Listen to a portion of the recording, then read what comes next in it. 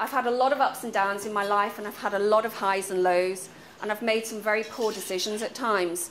But I've had my share of bad luck, and I've also had some incredibly good fortune. I left school at 17 after doing A-levels quite early, and I started my training as an army officer. It was grueling, to say the least, very challenging, not at all what I'd expected initially. I mean, my poor mother actually almost had heart failure when I told her, guess what I'm going to do? I'm going to join the army. It conjured up all sorts of horrendous images. But of course, I fell in love during this time, smart young officer. We got married, and I was posted to Germany to work alongside his regiment. And then we decided to have a family, and in those days you couldn't continue serving in the army if you were pregnant. So I left. I felt it was very important to have my own independence and my own income, and this became absolutely critical when, unfortunately, my marriage broke down when my children were very small. I decided to go back and live close to my parents who lived in the Midlands. So what I did, I went back and did some retraining, did some basic computer skills, did all my RSAs, type certificates. I got basic typing skills, but I really wanted to pick up some computer skills because I realised that was so important. What I did, after I did the computer course, I actually applied and got a job as a PA to the director of a PR company. And after a very short while, I went into account management. So it was difficult, and I was still doing my TA work at weekends because it paid very well, but it stretched my responsibilities obviously enormously, and I seemed to have so many different people looking after the children, taking them to school, picking them up from school. And then after about 18 months, I decided to actually leave the PR company and set up my own little consultancy. I'd had 5 years on my own during this time, building up my business, and of course, lo and behold, what happened? I fell in love again. And this time, the second, you're getting a pattern here, aren't you? The second, okay, I told you it was going to be a personal journey. So the second husband actually came from here, from Northern Ireland. So that's my connection with Northern Ireland.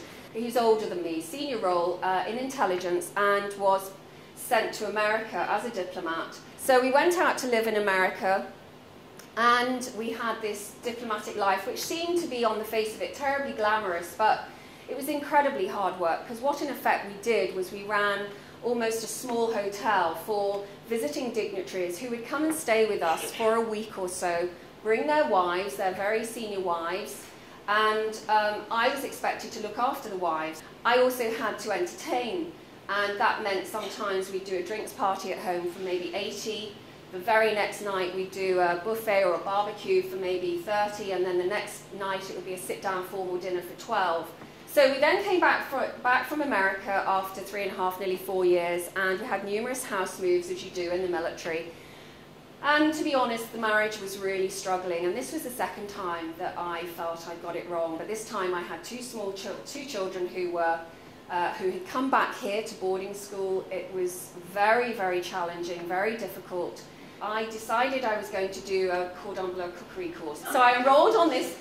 I went to Tante Marie, which is one of the oldest, most established cookery schools in the UK, and spent 6 months there.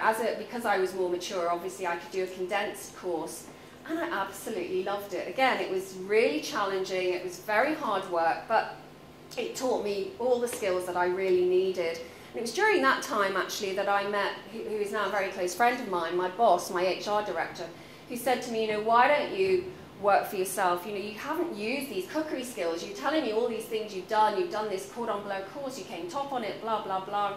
You're not using it. Why aren't you using it?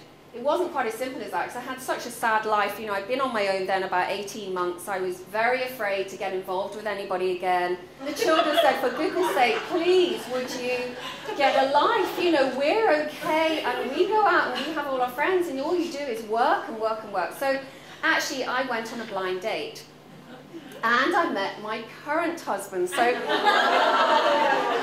I decided that I had to work for myself now. So we created a home together, and it was the right time. The backdrop, I had the house, the backdrop to start working from home. So I started and launched in 2002 a little company called Who's Cooking. Some of you may recall it. It was actually Northern Ireland's first ever cookery school, but it was an absolute disaster, the start of it. So I did what every good PR person knows how to do, a press release, and got on the phone and started really, working the phones. And eventually I was picked up by the Belfast Telegraph and I got in, and that started the momentum. I got a couple of clients, I got a couple of lessons under my belt, and word of mouth started to spread. But it was very, very slow to begin with.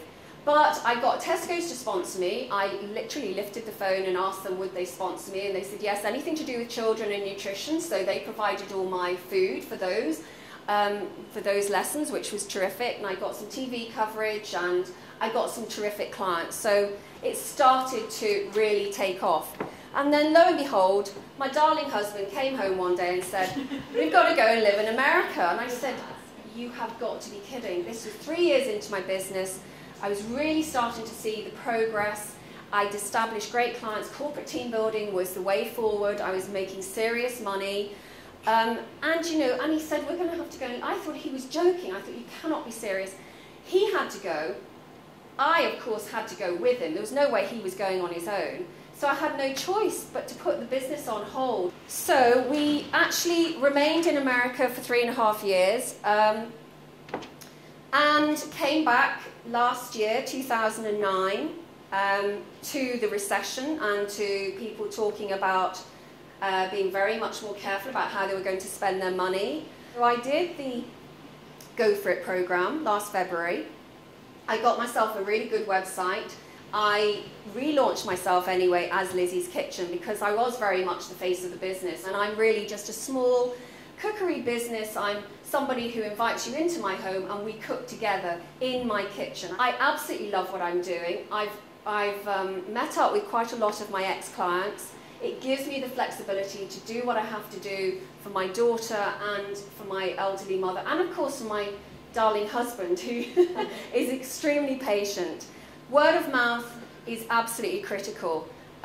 Also, I'm extremely careful where I spend my money, if I advertise at all, but where I spend my money and how I invest my money.